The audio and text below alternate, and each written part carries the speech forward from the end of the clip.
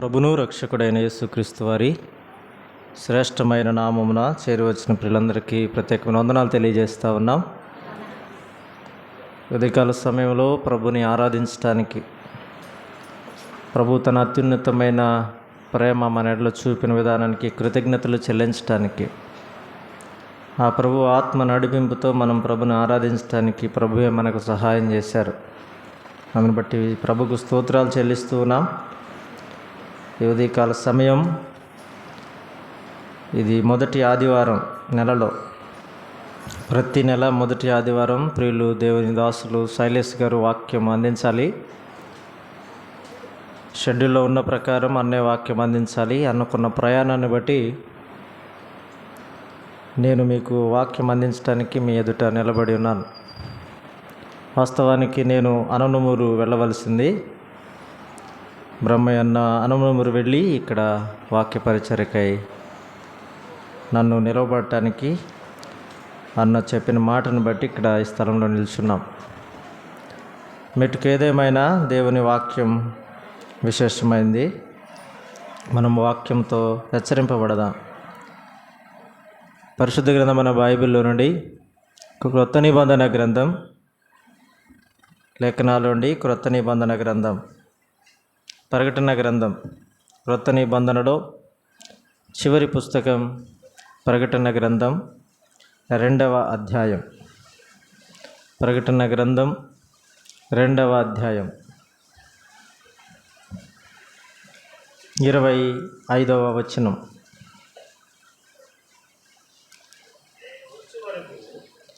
నేను వచ్చు వరకు మీకు కలిగి ఉన్న దానిని గట్టిగా పట్టుకొనుడి. ప్రకటన గ్రంథం 2వ అధ్యాయం 25వ వచనం, పేజీ నెంబర్ 229. మనం చదివిన మాట, నేను వచ్చే వరకు మీకు కలిగి ఉన్నదాన్ని గట్టిగా పట్టుకొనుడి. ఈ మాటను మనం చదువుతుండగా మనకు ఏమి కలిగి ఉన్నామో మనకు తెలుసు. ఆత్మీయమైన సంగతులను దైవ గ్రంథం మనకు బోధిస్తూ ఉంది. మనకు కలిగిన వాటిని మనం గట్టిగా పట్టుకోవాలి అని దైవ గ్రంథం మనకు బోధిస్తూ ఉంది. మనకు అంటే దేవుని వాక్యం ప్రకటన గ్రంథంకి వచ్చేసరికి వారందరూ కూడా ప్రభుని ఎరిగిన విశ్వాసులు కదా. ప్రకటన గ్రంథం ప్రత్యక్షత గ్రంథం. ఆయన పిల్లలకు జరగబో సంగతులను తెలియపరుస్తూ రాసినటువంటి గ్రంథం ఇది. ఆ ప్రభువు రాబోతూ ఉన్నాడు. ఆయన వచ్చేటప్పటికి మనము కలిగి ఉన్న వాటిని గట్టిగా పట్టుకోవాలి అని దేవుని గ్రంథం మనల్ని హెచ్చరిస్తూ ఉంది. లేఖనాల్లో మనం ఏమి కలిగి ఉన్నామో అనే విషయాలు చూసే ముందుగా, ఇది ఆనాడు ప్రకటన గ్రంథం.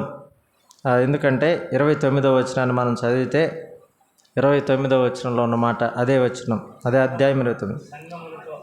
సంఘములతో ఆత్మ చెప్పుచున్న మాట చెవిగలవాడు వినుగాక అన్నాడు. ఈ మాట ఎవరికి సంబంధించిన మాట? మనం చదివిన 29వ వచనం ప్రకారం అందరికీ సంబంధించిన మాట. సంఘములతో అన్నాడు కదా. దేవుని వాక్యంలో ప్రకటన గ్రంథం 2వ అధ్యాయంలో ఎఫెసీ 7 సంఘాలకు దేవుని దూత ద్వారా రాసినటువంటి ఆ పత్రికలు, మాటలను మనం గమనిస్తూ ఉంటాం. అయితే 29వ వచనంలో సంఘములతో అనే మాటను మనం చూస్తాం. అలాగే ఆత్మ చెప్పుచున్న మాట చెవిగలవాడు వినుగాక అంటే ఇక్కడ సంఘముతో వ్యక్తిగతంగా ఒక వ్యక్తికి సంబంధించిందిగా కూడా మనం చూడగలుగుతా ఉన్నాం కదా. చెవిగలవాడు వినుగాక అంటే ఒక వ్యక్తికి కూడా, ప్రతి ఒక్కరికి అవసరమైన మాటను దేవుని వాక్యం సెలవిస్తూ ఉంది.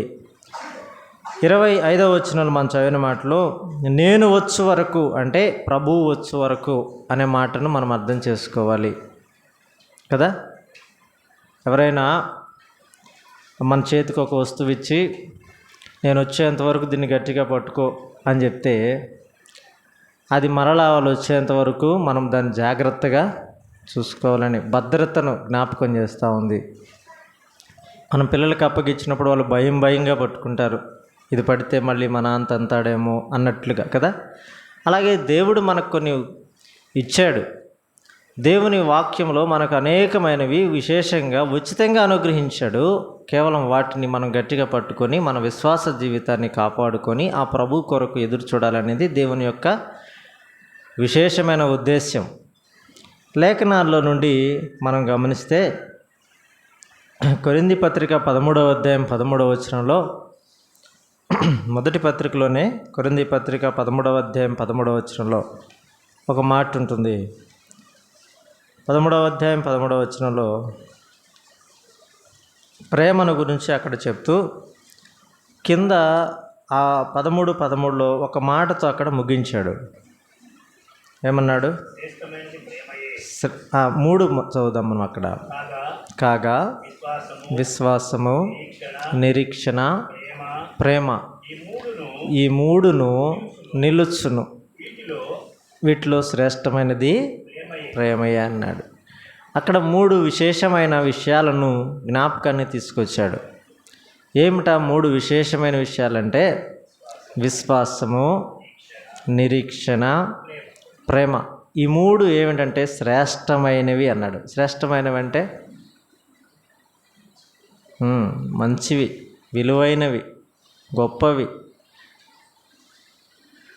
లోకంలో ఎన్నున్నా దేవుని గ్రంథం చెప్తున్న 3 శ్రేష్టమైన విషయాలు ఏంటంటే విశ్వాసము, నిరీక్షణ, ప్రేమ.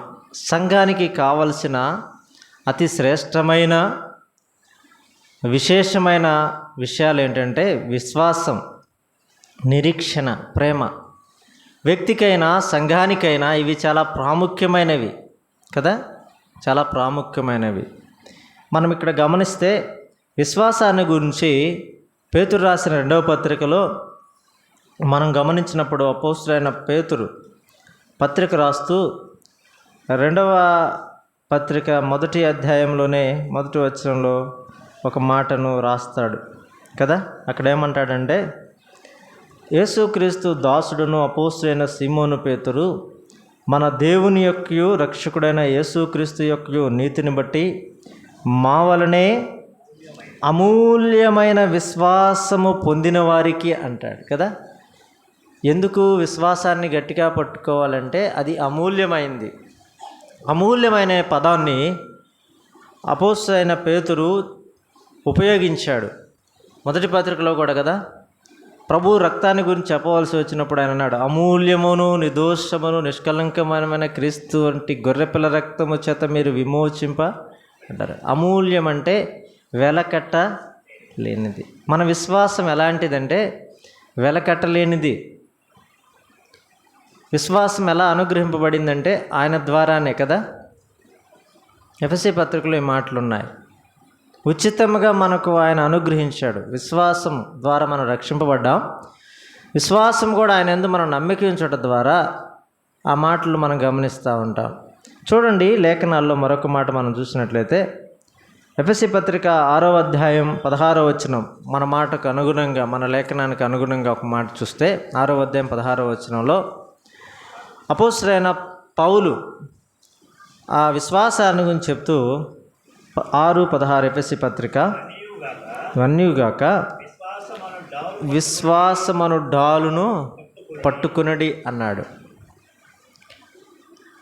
ఆ విశ్వాసాన్ని గురించి ఈ దేవుని దాసుడు అపోస్తలుడైన పౌలు చెప్తూ విశ్వాసం అనే డాలును పట్టుకోండి అని చెప్పాడు కదా. ఎందుకు మనం విశ్వాసాన్ని అంతగా కాపాడుకోవాలి అంటే హెబ్రీ పత్రికలో 11వ అధ్యాయంలో చెప్పాడు, విశ్వాసము లేకుండా దేవునికి ఇష్టడైనట అసాధ్యం. ఎందుకు గట్టిగా పట్టుకోవాలి, ఎందుకు కాపాడుకోవాలి, ఎందుకు విశ్వాసం విషయాన్ని ఇంత గట్టిగా చెప్తా ఉన్నారంటే విశ్వాసము లేకపోతే దేవునికి ఇష్టడైనట అసాధ్యం. ఎఫెసీ పత్రికలో చెప్పాడు, విశ్వాసము ద్వారా కృపచేతన మీరు రక్షింపబడ్డారు అన్నాడు. విశ్వాసం అనేది ఒక పునాది. ఆయన ఉచితంగా మనకు అనుగ్రహించిన బహుమానం ఇది. దీన్ని మనం గట్టిగా పట్టుకున్నట ద్వారా ఆ ప్రభు రాకడ వరకు మన విశ్వాసాన్ని మనం కాపాడుకోవాలి అనే మాట మనం చూస్తాం. తిమోతి పత్రికలో పౌలు అంటాడు, విశ్వాసమును డాలు పట్టుకోమని చెప్పిన పౌలు హెబ్రీ పత్రికలో చెప్పబడిన మాట ప్రకారంగా విశ్వాసాన్ని కాపాడుకున్నాడు. తిమోతి 2వ పత్రికలో చెప్పాడు కదా, నేను విశ్వాసమును కాపాడుకుంటుని నా పరుగును కూడా ఎప్పటి వరకు, ఆయన అంతం వరకు, నమ్మిన నాటి నుండి తన జీవిత ముగింపు వరకు విశ్వాసాన్ని కాపాడుకున్న వ్యక్తి అపోస్తలుడైన పౌలు. పాత నిబంధనలో మనం చూస్తాం, విశ్వాసులకు తండ్రిగా పిలువబడ్డటువంటి అబ్రహామును మనం గమనిస్తూ ఉంటాం. ఆయన విశ్వాసాన్ని కాపాడుకున్నాడు. ఆదికాండం 12వ అధ్యాయంలో అబ్రహామును దేవుడు పిలిచాడు. పిలిచిన తర్వాత ఎన్నో కరువులు, ఇబ్బందులు, పరిస్థితులు ఏర్పడినను అబ్రహాము విశ్వాస విషయంలో దేవునికి ఇష్టడుగా ఉన్నాడు. అబ్రహాము దేవుని మాటకు లోబడ్డాడు. అబ్రహాము దేవునికి విధేయుడయ్యాడు. అబ్రహాము దేవుని ప్రేమించాడు కదా. ఇలా మనం చెప్పాలంటే ఒక విశ్వాసము ద్వారా దేవుని కార్యాలను చూడగలిగాడు. అంతేకాకుండా హెబ్రీ పత్రిక 11వ అధ్యాయం అంతట్లో మనం గమనిస్తే విశ్వాస వీరుల జాబితాలలో అబ్రహాం గురించి విశేషమైన సంగతులు రాశాడు కదా, విశేషమైన సంగతులను రాశాడు. ఇంకా విశ్వాసము ద్వారా అనేక కార్యాలు జరిగాయని కొంతమంది భక్తుల జీవితాలను ఆ గ్రంథంలో లిఖించబడ్డాయి అనే విషయాన్ని చూస్తూ ఉన్నాం. మన ఆధ్యాత్మిక జీవితంలో ప్రభు యందు విశ్వాసం ఉంచాం, ఆ విశ్వాసాన్ని మనం కాపాడుకోవాలి అనేది దేవుని వాక్యం చెప్తున్నటువంటి మాట. రోమాపత్రిక 4:19 చెప్తాడు, అబ్రహాం గురించి చెప్పవలసి వచ్చినప్పుడు, అబ్రహాం అంట విశ్వాసమందు బలహీనుడు కాక అనే మాట అక్కడ కనబడుతూ ఉంటుంది. మనము చాలాసార్లు మనం విశ్వాస విషయంలో బలహీనులము అయిపోతూ ఉన్నాం. విశ్వాస విషయంలో మనం బలహీనపడుతూ ఉన్నాం. ఈ విశ్వాసాన్ని మనం గట్టిగా పట్టుకోవాలి. గట్టిగా పట్టుకొనుట ద్వారా, విశ్వాసము ద్వారా పాత నిబంధన గ్రంథంలో అలాగే క్రొత్త నిబంధన గ్రంథంలో అనేకమైన అద్భుతమైన విశేషమైన కార్యాలు భక్తుల జీవితాల్లో రుచి చూశారు. అంతేకాదు మత్తయి సువార్తలో అనుకుంటా మనం గమనిస్తాం కదా, ప్రభు వచ్చినప్పుడు మీ విశ్వాసమును కనుగొనునా అని ఒక ప్రశ్నతో ముగిస్తారు. ఎక్కడంటే మనము లూకాసు వార్తలో ఆ విధవరాలు అన్యాయస్తులైన న్యాయాధిపతి దగ్గరికి వచ్చినప్పుడు మాటికి గోజాడుతున్నప్పుడు కింద వచనాలు రాసామటంటే, ఆయన విశ్వాసమును మనుష్య కుమారుడు వచ్చినప్పుడు మీరు భూమి మీద విశ్వాసమును కనుగొనునా అని ఒక ప్రశ్నతో మనల్ని సంధిస్తూ ఉన్నాడు. మనము ప్రభునందు విశ్వాసం ఉంచాం, విశ్వాస యాత్రను సాగిస్తూ ఉన్నాం, కొనసాగుతూ ఉన్నాం, మంచిదే. అయితే మన భక్తి జీవితంలో ముందుకు సాగే కొలది విశ్వాస విషయంలో మనము అబ్రహాము వలె బలవంతులుగా ఉన్నామా, పౌలు వలె గట్టిగా పట్టుకున్న వారిగా ఉన్నామా, లేక విశ్వాస విషయంలో భ్రష్టులమై బలహీనులమై ప్రభువుకి దురస్తులమైపోయామా అని ప్రశ్న మనం వేసుకోవాలి. అందుకే ప్రకటన గ్రంథం 2వ అధ్యాయంలో మనం చదివిన మాటలు 2:25 ప్రకారం, నేను వచ్చు వరకు మీకు కలిగి ఉన్న దానిని గట్టిగా పట్టుకోనండి. విశ్వాసం మనం గట్టిగా పట్టుకోవాలి అని దేవుని గ్రంథం సెలవిస్తూ ఉంది. ఇదే అందుకే కొరింథీ పత్రిక 1 పత్రిక 13:13 మనం చదివాం కదా, విశ్వాసము, నిరీక్షణ, ప్రేమ, ఈ 3 శ్రేష్టమైనవి, ది బెస్ట్ అన్నాడు వాటిని. ఇవి చాలా విశేషమైనవి, గొప్పవి, వీటిని గట్టిగా పట్టుకోవాలి. మొట్టమొదటి మన మాట చూసాం, విశ్వాసము. ఈ విశ్వాసమే మనం రక్షించింది. యేసుక్రీస్తుని గురించినటువంటి మాట మనం వినగా అని రోమీయులకు రాసిన పత్రిక ఈ మాటను, క్రీస్తుని గురించిన మాట కదా, వినుటకు ఆ మాట చదవండి. రోమీయులకు రాసిన పత్రికలో ఆ చివరి అధ్యాయంలో ఆ మాట మనం గమనిస్తాం.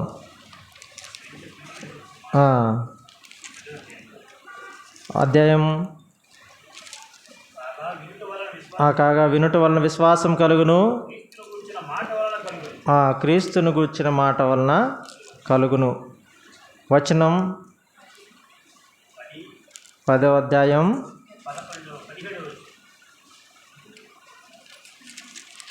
17వ వచనం, కాగా వినుట వలన విశ్వాసం కలుగును, వినుట క్రీస్తును గూర్చిన మాట వలన వినుట వలన విశ్వాసం కలుగుతూ ఉంది. అసలు విశ్వాసం మనకు ఎలా ప్రవేశించిందంటే వినటం ద్వారా. ఏం విన్నాం మనం అంటే దేవుని గూర్చినటువంటి మాట విన్నాం. దేవుని గూర్చిన మాట అంటే క్రిస్మస్ అప్పుడు మనం ఎక్కువ వింటాం కదా. యేసుక్రీస్తు ఈ లోకానికి వచ్చాడని మనమందరం కాదు, సర్వ లోకంలో ప్రజలు కూడా నమ్ముతారు. ఆయన ఈ లోకానికి సశరీరుడిగా వచ్చాడు. ఇందాకన్నా జ్ఞాపకం చేశాడు, ఆయన ప్రత్యక్షమయ్యాడు కదా. ఎందుకు ఆయన ప్రత్యక్షమయ్యాడంటే మన పాపముల కొరకు, పాప పరిహారము కొరకై, పాప క్షమాపణ కలుగజేయటం కొరకై, పాపులందరి కొరకు రక్తము చిందించడం కొరకై ఆ సశరీరుడైన దేవుడు, ఆ మహిమోన్నతుడైన దేవుడు, ఆ అత్యున్నతమైన సింహాసనం మీద కూర్చున్న దేవుడు, సకల సృష్టిని కలుగజేసిన సృష్టికర్త అయిన దేవుడు నీ నా జీవితాలను ప్రేమించి మానవుని పాప పరిహారము కొరకై సశరీరుడిగా ఈ లోకానికి దిగి వచ్చాడు. ఈ వాక్యం, ఈ వాస్తవం మన చెవిని పడగానే అవును, ప్రభువు నా కొరకు దిగి వచ్చాడు, ఆయన నా కొరకు ప్రాణం పెట్టాడు, ఆయన నేను ఎరిగితే నాకు పాప క్షమాపణ కలుగుతుందని మనము ఆ మాటను విని విశ్వసించాం, నమ్మాం. క్రీస్తును గూర్చిన మాట మన చెవిని పడగానే మన హృదయంలో ఏం జరిగింది? కార్యం జరిగింది.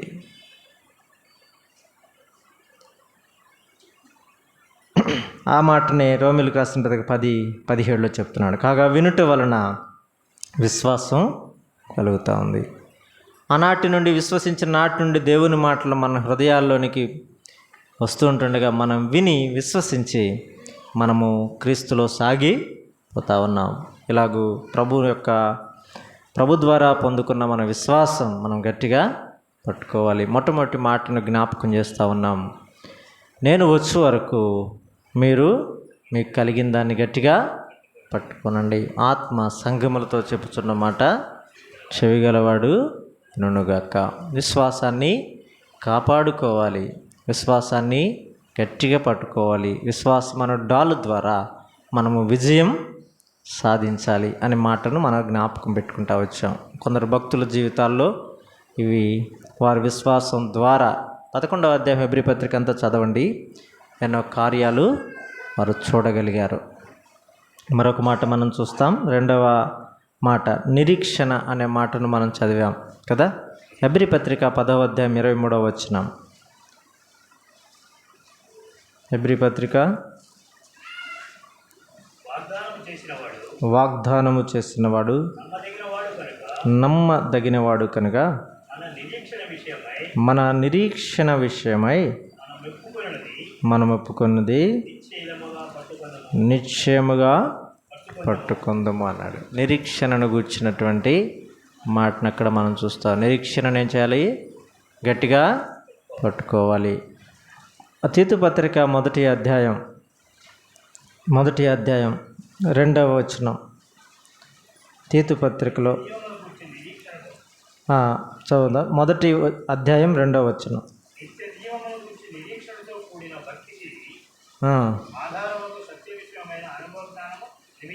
ఇక్కడ ఈ మాట ఒక్కటి సరిపోతుంది. నిత్య జీవమును గూర్చిన నిరీక్షణతో అనే మాట. నిత్య జీవానికి సంబంధించింది నిరీక్షణ. ఎందుకు దీన్ని పట్టుకోవాలంటే మన నిరీక్షణ మీద మన నిత్యత్వం, నిత్య జీవం అనేది ఆధారపడి ఉంది.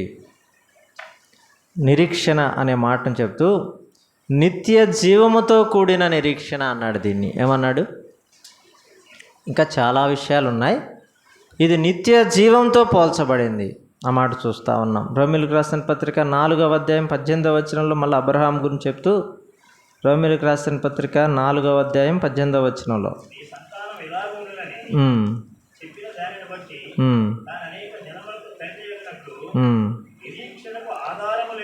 నిరీక్షణకు ఆధారము లేనప్పుడు నిరీక్షణ కలిగి నమ్మాను కదా. నిరీక్షణ ఎదురు చూస్తూ ఉన్నాడు. ప్రభువు చెప్పిన దాన్ని రుజువు కొరకై ఎదురు చూస్తూ ఉన్నాడు. నిరీక్షణకు ఆధారమే లేదు కదా. మరొక మాట చెప్పాలంటే నోవాహు కాలంలో కూడా నోవాహుతో దేవుడు జలప్రళయంతో భూమిని నశింప చేయబోతా ఉన్నాను అని చెప్పాడు కదా. అంటే అది వర్షం అంతకుముందు భూమి మీద పడిన దాఖలాలు లేవు, ఆకాశం నుండి వర్షం పడ్డ దాఖలాలు లేవు. కానీ దేవుడు చెప్పాడు. దేవుడు చెప్తే నోవాహు నమ్మాడు కదా. నోవాహు నమ్మాడు. ఆధారం లేదు వాస్తవంగా. అతను అంతకుముందు ఎప్పుడైనా చూసుంటే అవును వర్షం పడుతుంది అని చెప్పుకోవచ్చు. ఆధారమే లేదు, అసలు వర్షం ఆకాశం నుండి కురుస్తుంది అనే ఆలోచనే లేదు. కానీ దేవుడు చెప్పాడు. ఏదో ఒక రోజు తప్పనిసరిగా దేవుడు చెప్పిన కార్యం జరిగిస్తాడని ఒక నిరీక్షణతో నోవాహు ఓడను సిద్ధం చేస్తూ ఉన్నాడు. 120 సంవత్సరాల పాటు ఓడను సిద్ధపరుస్తూ దేవుని ప్రజలను సిద్ధపరుస్తూ ఉన్నాడు. కానీ ఎవరు ఆయన మాటను లేదు. కేవలం నోవాహు కుటుంబీకులు మాత్రమే ఆ దేవుని మాటకు లోబడి ఆ నిరీక్షణతో ఆ జలప్రళయం వచ్చేంత మటుకు వారు సిద్ధపరిచిన ఓడలోనికి ప్రవేశించారు. ఈ మాటను జ్ఞాపకం చేస్తాం. తెస్సలోనికీ పత్రిక 4వ అధ్యాయం 13వ వచనం మొదటి పత్రికలో చెప్తాడు. 4వ అధ్యాయం 13వ వచనం మొదటి పత్రికలో, తెస్సలోనికీ పత్రిక 4వ అధ్యాయం 13వ వచనం మొదటి పత్రికలోనే, సహోదరులారా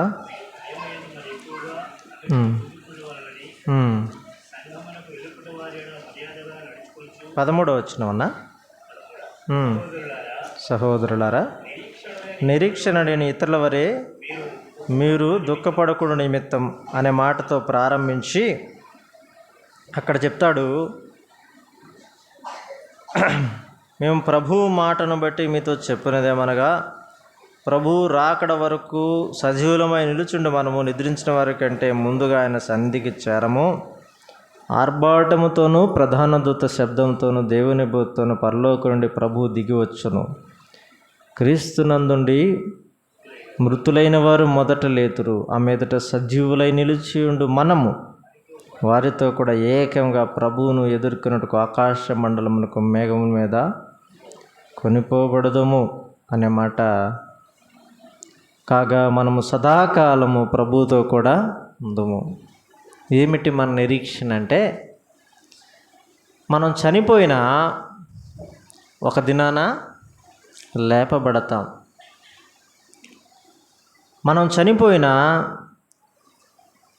ఒక దినాన లేపబడతాం. ఒకవేళ సజీవులుగా ఉన్న ఆకాశ మండలానికి కొనిపోబడతాం ప్రభు వచ్చినప్పుడు. ఆ తర్వాత మాట రాశాడు కదా, కాగా సదాకాలం ప్రభువుతో కూడా ఉంటాం. ఇది మన నిరీక్షణ. సదాకాలం అంటే 70-80 సంవత్సరాలు కదా. సదాకాలం అంటే ఎల్లకాలం అన్న చెప్పాడు. ఇన్ఫినిటీ అన్నాడే గత వారం చెప్పినప్పుడు. అనంతం అనంతం. ఎంతకాలం భూమి మీద మనం నివసిస్తామంటే కొంతకాలం అని చెప్పవచ్చు, దానికి లెక్క కట్టవచ్చు కదా. ప్రభుతో ఎంతకాలం అంటే అది అనంతం, సదాకాలం మనం ప్రభుతో ఉంటాం. సదాకాలం ప్రభుతో ఉండడానికి మనం కలిగి ఉండవలసిన, గట్టిగా పట్టుకోవలసిన ఒక మాట, ఒక లక్షణం ఏమిటంటే నిరీక్షణ అన్నాడు దీన్ని. ఆ ప్రభువు పైన గురి కలిగి, నిరీక్షణ కలిగి, ఈ క్షణాన మనం చనిపోయినా ఆ ప్రభువు వచ్చినప్పుడు లేపబడతాం. ఒకవేళ సజీవులుగా ఉన్న, కొరింథీ పత్రికలు చెప్పాడు ఈ మాట, ఒకవేళ మనము మార్పు చెందుతామన్నాడు. ఒకవేళ మరణించకపోతే మార్పు చెందుతామన్నాడు. రెప్పపాటులో మనం మార్పు చెంది ఆకాశ మండలానికి మనము ఆ ప్రభువుని ఎదుర్కొంటాం అని చెప్పాడు. ఈ నిరీక్షణ మనకు కలిగినప్పుడు మనము మిగతా వాటి మీద ఎక్కువ దృష్టి పెట్టాం. దేవుని పిల్లలకు నిరీక్షణ చాలా విశేషమైనది. అదే కొరింథీ మొదటి పత్రిక 13:13 ప్రకారం నిరీక్షణ శ్రేష్టమైనది కదా. మనం ఆ మాట 3 మాటలకు యాడ్ చేస్తే ప్రేమ శ్రేష్టమైనది, నిరీక్షణ శ్రేష్టమైనది. ఈ శ్రేష్టమైన నిరీక్షణను కలిగి, నిత్యజీవంతో కూడిన ఈ నిరీక్షణను మనం కలిగి మనం ప్రభువు వచ్చే వరకు జీవించాలి అంటే గట్టిగా పట్టుకోవాలి. ఎప్పుడు మన నిరీక్షణ మనం కోల్పోకూడదు. అందుకే అన్నాడు రోమీయులకు రాసిన పత్రిక 5వ అధ్యాయం 5వ వచనంలో, ఈ నిరీక్షణ మిమ్మును సిగ్గుపరచదు అన్నాడు. ఎన్నాళ్ళ నుంచి చూస్తున్నావయ్యా, ఆ ప్రభు ఏమైనా వచ్చాడా? ఎన్నాళ్ళ నుంచి భక్తి జీవితం చేస్తావు, ఎందుకు ఆయన వస్తాడంటున్నావు రావట్లేదే అని ఎవరైనా అన్నా మనం ఎక్కడ నీరసపడటానికి వీలు లేదు. మన నిరీక్షణ మనల్ని ఎన్నటికీ సిగ్గుపరచదు. మనం దేని కొరకైతే ఎదురు చూస్తూ ఉన్నామో ఆ ఎదురు చూసే క్రమములో అది మనకు ప్రభు యొక్క రాజ్యంలో మనం ప్రవేశించేంత మట్టుకు మనం కొనసాగింపనీయాలి. ప్రభు మనల్ని అక్కడ తెస్సలోనికీ పత్రిక 1 పత్రిక 4వ అధ్యాయం ప్రకారం ఆయన ఆర్భాటంతోనూ ప్రధాన దూత శబ్దంతోనూ దేవుని బోరుతోనూ ప్రభు దిగి వచ్చినప్పుడు మనము ఆయన్ని ఎదుర్కొంటాం. ఆయనతో సదాకాలం ఉంటాం. సదాకాలం ఆయనతో ఉంటే ప్రకటన గ్రంథంలో రాశాడు, సదాకాలం ఆయనతో ఉంటే ఏముందంటే సంతోషం ఉంది. ఇక్కడ సదాకాలం ఆయనతో ఏముందంటే ఆయన ముఖాముగ్గా ఆయన చూసి ఆరాధన చేస్తూ ఉంటాం. సదాకాలం వేవేల దూత పరిశుద్ధులతో కలిసి పరిశుద్ధుడు పరిశుద్ధుడు పరిశుద్ధుడిని గాన ప్రతిగానములు చేస్తూ ఆ ప్రభుతో యుగయుగాలు సదాకాలం ఆ ప్రభునందు మనము ఆనందిస్తూ ఉంటాం. ఏడుపైనను దుఃఖమైనను ఏమీ అక్కడ ఉండవు. నిత్య సంతోషం. వీటన్నిటికీ ఒక చిన్న ఆధారం మనం నిరీక్షణ కలిగిన వారమై గట్టిగా మన నిరీక్షణను పట్టుకొని సాగిపోవాలి. ప్రభువు వచ్చే వరకు మనకు కలిగిన నిరీక్షణను గట్టిగా పట్టుకోవాలి. అబ్రహాము గురించి చెప్పేటప్పుడు నిరీక్షణకు ఆధారము లేనప్పుడు అలా జీవించాడు. ఇక నేను సాగిపోతా ఉన్నాను. 3వ మాట, రోమీయులకు రాసిన పత్రిక 8వ అధ్యాయం 35వ వచనం. రోమీయులకు రాసిన పత్రిక 8వ అధ్యాయం 35వ వచనం. క్రీస్తు ప్రేమ నుండి మనలను ఎడబాపువాడు ఎవడు? శ్రమ అయినను, బాధ అయినను, హింస అయినను, కరువైనను, వస్త్రహీనత అయినను, ఉపద్రవమైనను, ఖడ్గమైనను మనల్ని ఎడబాపున. అంటే ఒకవేళ క్రీస్తు ప్రేమ కదండి, దేవుని ప్రేమను వర్ణించాలి అంటే గ్రీకు భాషలో ప్రేమను 4 భావాలతో చెప్పాడు కదా. అన్న బర్నబాస్ అన్న ఎప్పుడు ప్రభుని ఆరాధించేటప్పుడు ఎక్కువ చెప్తాడు, అగాపే ప్రేమ అంటాడు కదా. అగాపే ప్రేమ, ఇది దేవుని ప్రేమ. దేవుని ప్రేమ అనంతమైంది కదా అన్న చెప్పాడు ప్రభాకర్ అన్న గత వారంలో. దేవుడు లోకమును ఎంతో ప్రేమించెను అన్నాడు కదా. అనంతమైన ప్రేమతో ప్రేమించిన దేవుడు, అనంతమైన ప్రేమ, దీని ఇర్మియా గ్రంథంలో శాశ్వతమైన ప్రేమతో నేను నిన్ను ప్రేమించుచున్నాను కనుక విడువక నీడల కృప చూపుచున్నాను. శాశ్వతమైన ప్రేమ, అనంతమైన ప్రేమ, అత్యున్నతమైన ప్రేమ, అపారమైన ప్రేమ కదా. ఆయన ప్రేమ కొలవలేనిది. ఆయన ప్రేమ ఎంత అంటే దాని ఎత్తు లోతు మనం కొలవలేం అన్నాడు దేవుని గ్రంథంలో. అంత ప్రేమ చూపించిన దేవుడు ఎక్కడ చూపించాడు నా మీద ప్రేమ అంటే అసలు ఈ పాటికి మనం పాతాళానికి దిగిపోవలసిన వారం అయి ఉంటుండగా కదా. హీన స్థితికి, ఆ పాతాళానికి, నరకానికి అప్పగింపబడవలసినటుండగా, నాశనం అయిపోవలసినటుండగా మన కొరకై ప్రభువు తన ప్రేమను వెల్లడపరిచాడు. రోమీయులకు రాసిన పత్రికలో దేవుడు మన ఇళ్ళ తన ప్రేమను వెల్లడపరుస్తా ఉన్నాడు. ఎట్లనగా మనం ఇంకొన పాపులమైండుగానే క్రీస్తు యేసు మన కొరకై చనిపోయాడు, మరణించాడు. ప్రభువు అంత అత్యున్నతమైన ప్రేమను, విశేషమైన ప్రేమను ఆయన మన ఇళ్ళ చూపించాడు. ఆ ప్రేమ సాదృశ్యమే ప్రభు అయిన యేసుక్రీస్తు వారు సశరీరుడిగా ప్రత్యక్షమై శ్రమను అనుభవించి మరణించాడు. కేవలం నిన్ను రక్షించడానికి, బ్రతికించడానికి, మనము ఆయన బిడ్డలుగా చేయబట్టడానికి ఆయన మరణానికి అప్పగించుకున్నాడు. ఈ మాటలు మనం గమనిస్తూ ఉన్నాం. ఆయన ప్రేమ అగాపే ప్రేమ, వర్ణింపలేని ప్రేమ, వివరింపలేని ప్రేమ, దేవుని ప్రేమ. ఈ ప్రేమ నుండి మనల్ని ఎడబాపు వారెవరు అన్నాడు అపోస్తలుడైన పౌలు. అంటాడు, అది కరువు అయితేమి, మళ్ళా కరువు తర్వాత సమృద్ధి రాబోతూ ఉంది. గతంలో మనం విన్న మాటలే ఇవి. నయోమి ఋతు జీవితాలలో ఒక కరువు తర్వాత వారు సమృద్ధిని అనుభవించారు. దేవుని ప్రేమలో కొనసాగుతూ ఉన్నప్పుడు కరువులు వస్తాయి, కష్టాలు వస్తాయి, శ్రమలు వస్తాయి, ఇబ్బందులు వస్తాయి. అయితే వీటిలో నుండి తర్వాత మనం మేలును అనుభవించబోతా ఉన్నాం. దేవుని ప్రేమించు వారికి అనగా తన సంకల్పం చొప్పున పిలువబడిన వారికి మేలు కలుగుటకే సమస్తమును సమకూడి జరిగించున్న దేవుడు మన దేవుడు. ఆయన కొన్నిసార్లు మనల్ని అనుమతిస్తాడు శ్రమ కొరకై. యోబు జీవితంలో మనం గమనించినప్పుడు అదే జరిగింది కదా. కరువులో, కష్టాలలో, ఇబ్బందులలో ఆ ప్రభువు మనల్ని విడిచిపెట్టేవాడు కాదు. అయితే పౌలు చెప్పే మాట ఏంటంటే, దేవుని ప్రేమ నుండి మనల్ని ఎడబాపేది ఏమిటి అంటే కరువ, శ్రమ, బాధ, హింస, ఇవన్నీ మనల్ని కొన్నిసార్లు వేరుపరుస్తాయేమోనని వీటన్నిటిని సులభంగా ఎంచుకోండి, దేవుని ప్రేమ విశేషమైంది అని చెప్తా ఉంటాడు. మనము దేవుని ప్రేమను రుచి చూసిన తర్వాత ఆయన ప్రేమలో ఏమాత్రం మార్పు ఉండదు. కానీ మన జీవితాల్లో జరిగే సంభవాలు, సంఘటనలను బట్టి దేవుని ప్రేమను మనం చులకనగా చూస్తూ ఉంటాం. దేవుని ప్రేమను మనం తక్కువగా అంచనా వేస్తూ ఉంటాం. ఆయన ప్రేమలో మార్పు లేదు, కానీ మన ఆలోచనలోనే మార్పు ఉంది. మనము దేవుని ప్రేమ రుచి చూసిన వారం కనుక దాన్ని గట్టిగా పట్టుకోవాలి. దేవుని ప్రేమించడం అంటే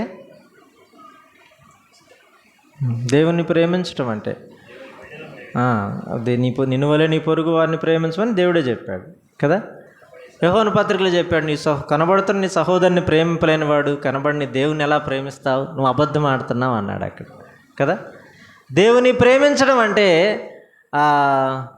మందిరానికి చక్కగా సిద్ధపడి రావడం కాదు, కానీ హృదయాలను సిద్ధపరచుకొని దేవుని పిల్లలను ప్రేమించటం. దేవుని స్వారూప్యంలో చేయబడినటువంటి వారిని, లోకంలో చాలామంది ప్రజలు ఉన్నారు. ఆయన దేవుడు లోకమును ఎంతో ప్రేమించినంటే ఇక్కడ ఉన్నటువంటి మనల్ని మాత్రమే కాదు, కానీ సర్వలోక ప్రజలను ప్రేమించాడు. ఆయన చేతనైనంత మట్టుకు, వీలైనంత మట్టుకు ప్రేమించాలి, అందరినీ ప్రేమించాలి, ప్రభు పిల్లలను విశేషంగా ప్రేమించాలి. దేవుడు అదే చెప్తా ఉన్నాడు కదా. ఆయన ఇంకా చెప్తాడు, నీ శత్రువులను ప్రేమించండి అంటాడు.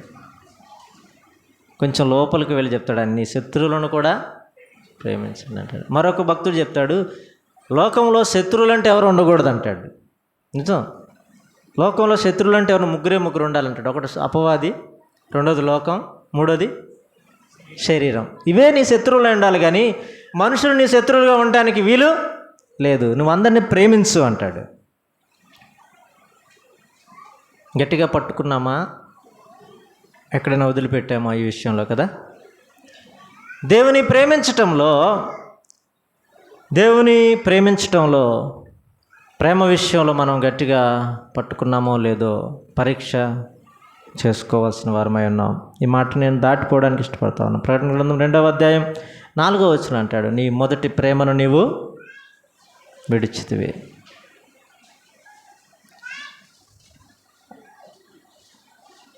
నాలుగు భావాలతో గ్రీకు లాంగ్వేజ్లో చెప్పాడని చెప్పాం కదా. తల్లిదండ్రుల మీద ప్రేమ అన్నాడు, దాన్ని ఒకటి.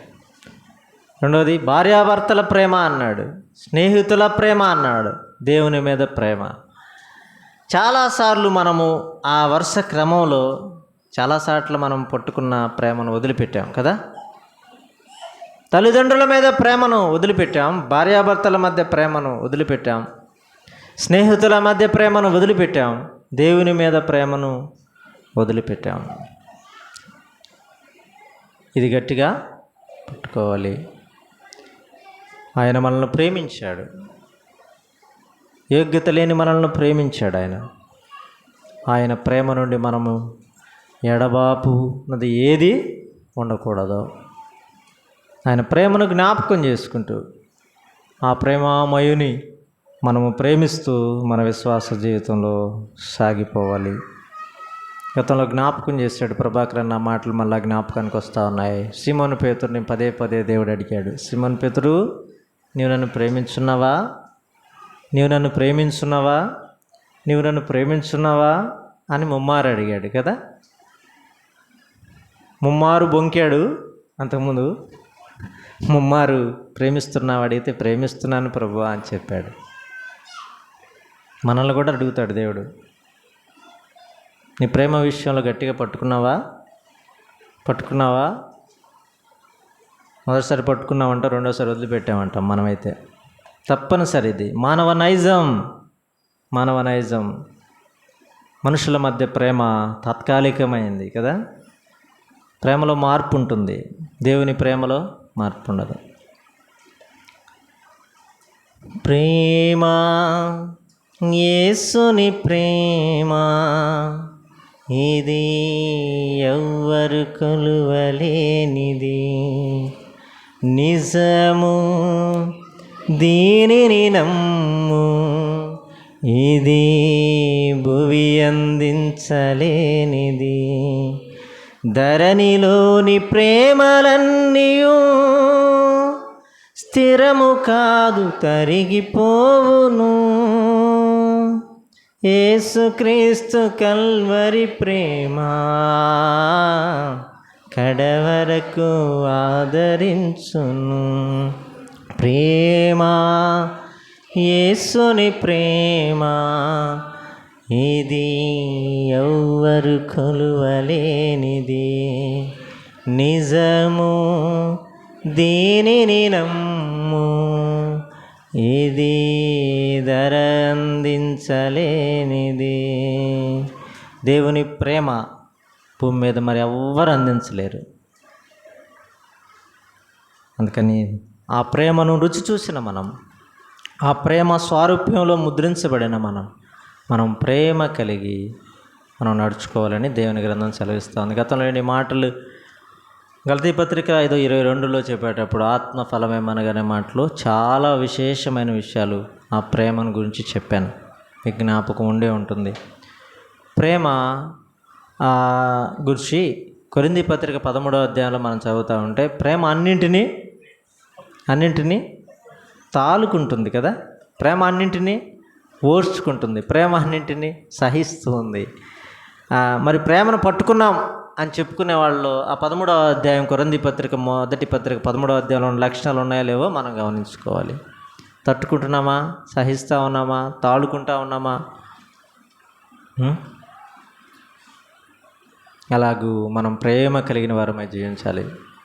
పట్టుకోవడం అంటే దాన్ని కొనసాగడమే. దాంట్లో ఎప్పటి వరకు ప్రకటన గ్రంథం 2వ అధ్యాయం 25వ వచనం, నేను వచ్చే వరకు కదా మీకు కలిగిన దాన్ని గట్టిగా పట్టుకునండి. దీనికోసం మనమేమి కోట్లు ఖర్చు పెట్టాల్సిన పని లేదు కదా. ప్రభు మనకిచ్చింది విశ్వాసం, నిరీక్షణ, ప్రేమ. వాటిని గట్టిగా పట్టుకొనడం ద్వారా మన విశ్వాస జీవితంలో ఆ ప్రభు వచ్చినప్పుడు ఆయన మనల్ని హత్తుకుంటాడు, ఎత్తుకుంటాడు, ముద్దాడుతాడు. ఇంకా విషయమైన కొన్ని విషయాలు ఉన్నాయి. సరే,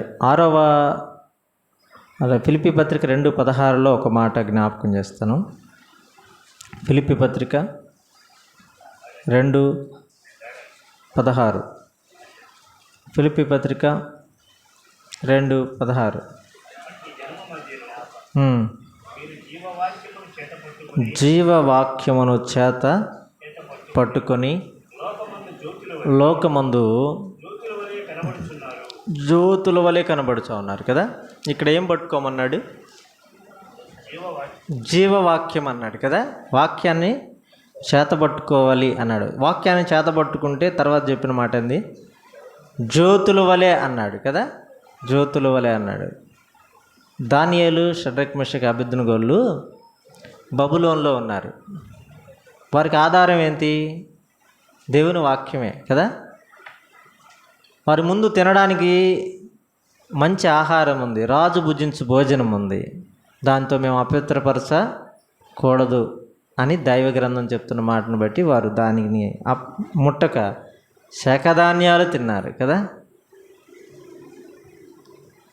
వారి నిర్ణయం దేవుని వాక్యం మీద ఆధారపడి ఉంది. వారు జ్యోతులుగా వెలిగారు కదా. బబులోనులో వారు ఎలా ఉన్నారు? జ్యోతులుగా వెలిగారు. ఆ మాట మనం చూస్తూ ఉన్నాం. కొలస్సీ పత్రిక 3:16 మనం చదివితే, కొలస్సీ పత్రిక 3:16 3వ అధ్యాయం 16వ వచనం. కొలస్సీ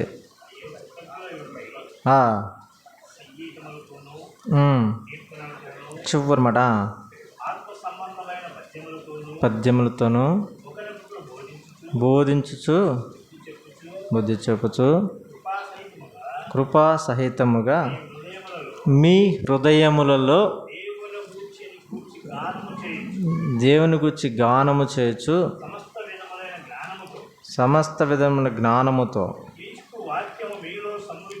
క్రీస్తు వాక్యము మీలో సమృద్ధిగా అని ఉంది కదా, సమృద్ధిగా నివసింపనేయుడి. ఎక్కడ పట్టుకోవాలి వాక్యాన్ని? చేత పట్టుకుంటాంలే, బైబిల్ని పట్టుకుంటాం కదా. హృదయంలో సమృద్ధిగా నివసింపనీయాలి అనే మాట చూస్తూ ఉన్నాం.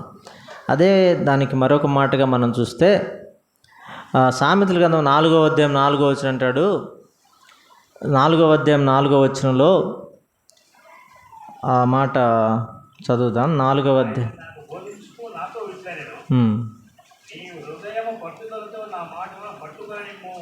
నీ హృదయము పట్టుదలతో నా మాటలను పట్టుకొననిమ్ము అంటాడు కదా. ఎట్ట పట్టుకోవాలి? పట్టుదలతో, హృదయంతో పట్టుకోవాలి. హృదయంతో పెట్టుకుంటే, హృదయంలో వాక్యం ఉంటే ఏం చేస్తుందంటే, కీర్తన గ్రంథం చెప్పాడు కదా, నేను పాపము చేయకున్నట్లు నీ వాక్యము నా హృదయములో ఉంచుకొని ఉన్నాను. దానికి ఎంత లింక్ ఉందో చూడండి. ఎందుకు వాక్యాన్ని పట్టుకోవాలి? వాక్యం ఏంటంటే, వాక్యం మనల్ని బ్రతికిస్తుంది, వాక్యం మనల్ని త్రోవ చూపిస్తూ ఉంది, వాక్యం మన పాదాలకు దీపంగా ఉంది, వాక్యమే మనకు ఆధారమై ఉంది. ఆ వాక్యాన్ని మన హృదయంలో పట్టుకుంటే మనం పాపానికి దూరంగా ఉంటాం. ప్రభువు వచ్చుమంత మట్టుకు దేవుని వాక్యం మన హృదయాలలో సమృద్ధిగా నివసింపనీయుడి. 4 మాటలు చూసాం. ఇంకొక మాట చెప్పి నేను ముగిస్తాను. మరొక మాట చెప్పి నేను ముగిస్తాను.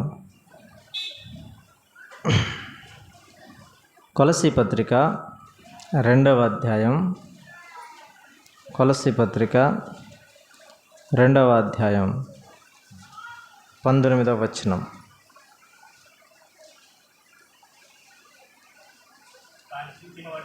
ఆ 18, 19 కలిసి ఉంటాయి. 19వ వచనం.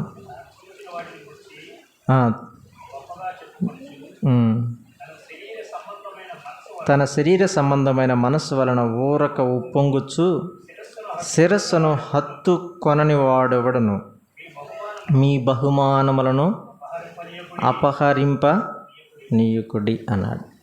ఇప్పుడు మనం పట్టుకోవాల్సింది ఏంటంటే బహుమానాలను పట్టుకోవాలి కదా. బహుమానం ఎప్పుడు వస్తుంది? ఏదైనా గెలిస్తే వస్తుంది కదా. కాంపిటేటివ్ ఎగ్జామ్లో ఫస్ట్ వచ్చారనుకోండి, లేకపోతే రన్నింగ్ రేస్లో ఫస్ట్ వచ్చారనుకోండి, వాళ్ళకి ఏమొస్తుంది? బహుమానం వస్తుంది.